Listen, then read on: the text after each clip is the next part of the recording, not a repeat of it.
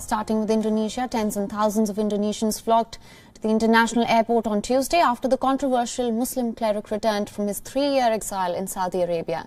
Shihab, the leader of the Islamic Defenders Front, left Indonesia in 2017 after facing criminal charges including pornography and insulting the state ideology. Charges were then dropped in 2018 by the Indonesian authorities with lack of evidence. Chaotic scenes erupted at the airport. Thousands of followers gathered to catch a glimpse of their leader. The crowd chanted, "God is great," marching towards the arrival gates, anticipating their leader's arrival. His supporters, holding placards and banners, cheered with joy as Shihab walked through the immigration gates with his family. Hari ini kita menyambut kedatangan Imam besar kita Habib Rizik Syihab. Ini merupakan hari yang luar biasa bagi pecinta beliau. Perasaannya gimana? Perasaannya sungguh fantastis, menakjubkan, menyenangkan, gembira. Ini suatu hal yang di luar ekspektasi manusia. Habib Rizik disambut dengan jutaan manusia dan alhamdulillah beliau sampai ke Indonesia dengan selamat. Alhamdulillahirabbil alamin.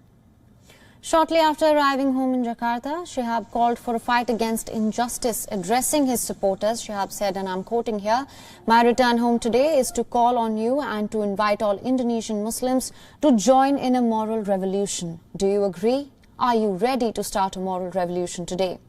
He said that the moral revolution should include fighting all kinds of injustice and corruption. He asked for changing the human nature from conducting bad deeds to good ones. The massive crowds halted traffic to and from the airport, forcing several airlines to delay their flights. Airport authorities say that many of his followers spent the night at the airport waiting for the cleric's arrival. To maintain order, over 1,500 security personnel were deployed at the airport, including the military, and in a TV address, the group's spokesman urged the followers to maintain order and abide by the coronavirus protocols. He said, and I'm quoting again, "We did not mobilize them to come. They came voluntarily because they had long missed their beloved leader." A few years ago, the Islamic Defenders Front was on the political fringes. The group wants Islamic Sharia law to apply to Indonesia's 230 million Muslims. It should be noted that Indonesia is the world's most populous Muslim country. It has a secular government and a reputation as a tolerant, pluralist society that respects freedom of expression. Rizik Shihab's return is surely a worry to many. Regional experts say that Shihab could potentially strengthen his group as an opponent of the government. He enjoys a significant influence and followers to be reckoned with by all politicians in this country.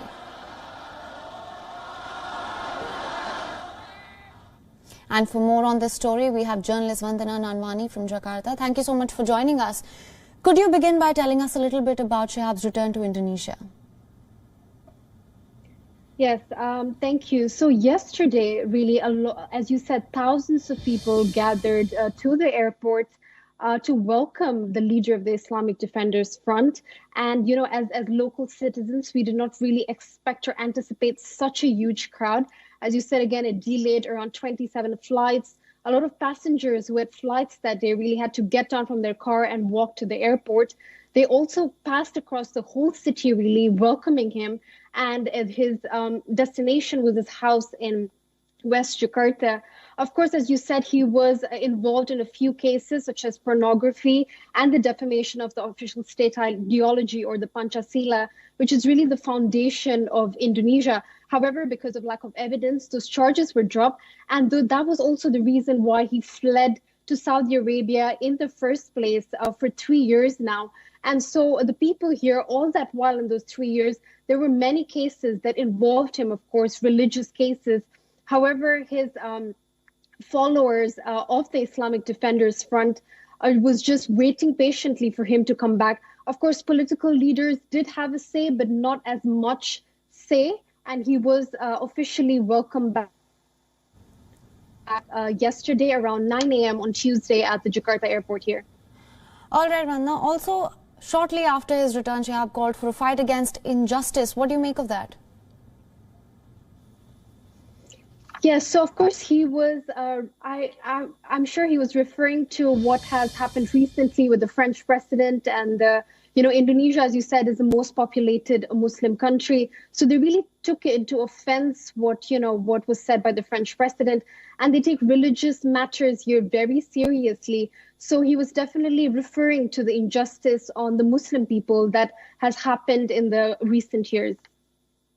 Also, and there are concerns as regional experts say that Shihab could potentially strengthen his group as an opponent of the government. How do you assess that? Yes, so the president is one of the issues that the president is trying to tackle here is extremism.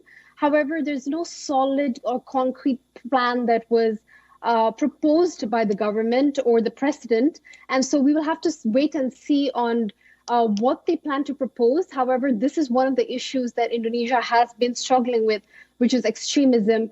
So as the leader of the Islamic Front yesterday just arrived back in Jakarta, we will have to wait and see what the government has planned to tackle this extremism, as there has been extremist cases here in Indonesia in the past recent years.